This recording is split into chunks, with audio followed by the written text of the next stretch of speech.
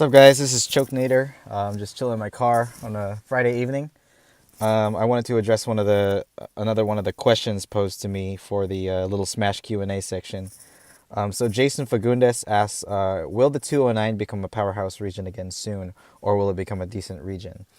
And I think this is a very interestingly framed question because when you think it, I mean, this all depends on your frame of reference, right? Are you looking at Central Valley smashing from within?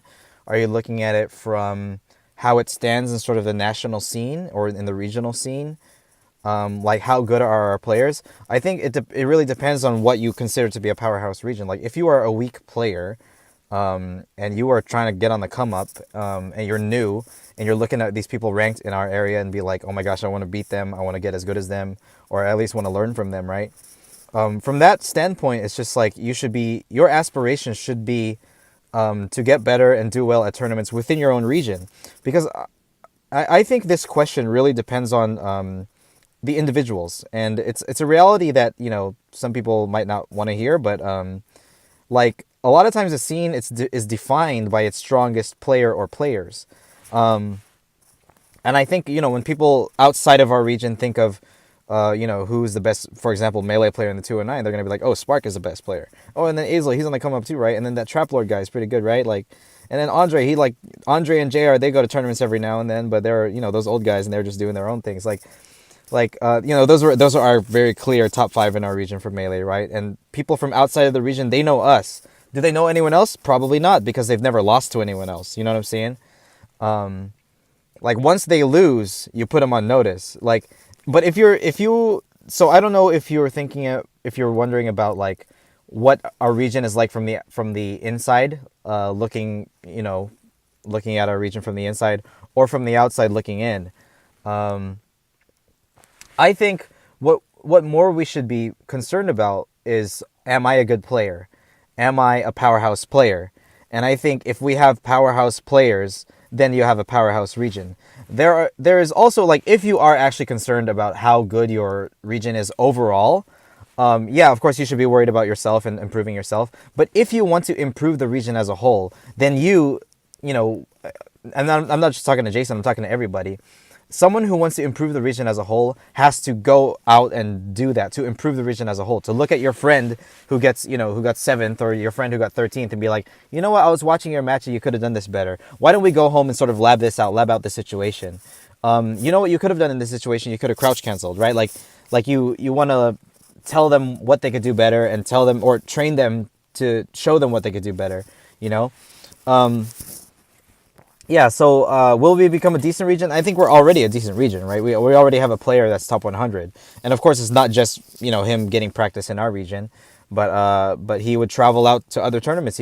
Zaid Spark goes out to majors, and he places well at majors, and he gets experience and builds a social life and connections with all good players so they can exchange ideas. So I think as far as growing as a player, it's all about the individual journey. Growing as a player, knowing what you could do better, choosing and finding ways to get out and travel to bigger tournaments. Going out to bigger tournaments is really, if your concern is putting your name on the map, or putting a region on the map, then you got to go out to tournaments outside of the region. There's no getting around that. I was never really concerned about the 209 being seen as a good region, to be honest. Like, I just wanted there to be a scene at all, and there is now. So we're kind of living in maybe not a golden age, but definitely an age, a solid age, where there's tournaments, several tournaments a month, and we get the chance to play with each other, and we literally have net play available all the time, and so people are practicing and improving. And I've sort of stagnated in my improvement, and I'm sort of seen as an obstacle, right, for 209 melee players. I'm the guy to beat, right? Like, you want to beat me, and then that you're pretty good, like. I'm not the best anymore, clearly. I'm like 3rd, pushing 4th, Ryan, like, is just on the cusp of, like, beating me, and it's so close, and I barely edged out the last set, but I'm like, if we played again, I'd probably lose, Like, that's what I want people to do. That's what I want to see from people. Like, people who know that they want to improve themselves, and,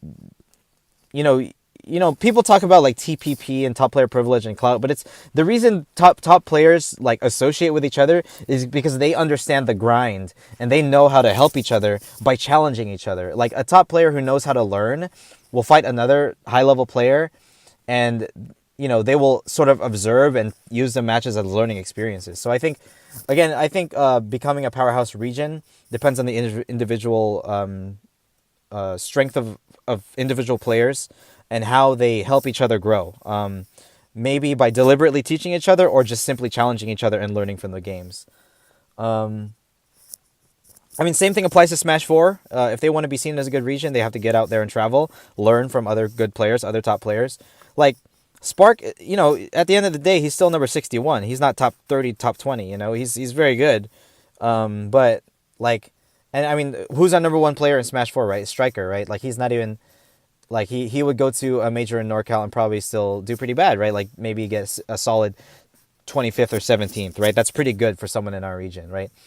So I don't know. Like I'm not saying I'm underestimating Striker. I know how good he is. I've played him, but the top players, the best players, need to get out there and do what they can. Like for the people who are in the mid level or low level, what they need to be focused on is really just making the small improvements and looking at why they lose. Some people don't really care. They're not gonna watch their own VODs.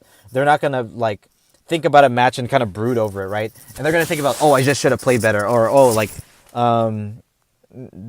they were just playing lame. Like you have to get over those sort of scrubby mentalities and ask yourself, look at the match and be like, what situations could I have made a better decision? And this is something you got to grind out and train out, and you just gotta get good, like get good, kid. That's at the end of the day, the secret to life is getting good, that's kind of my motto. So I hope that answers your question. It's all about the individual journey. Just keep getting better. And if you want to make other people better, be very deliberate in helping them get better. All right, that's it. I'll see you guys later. Peace.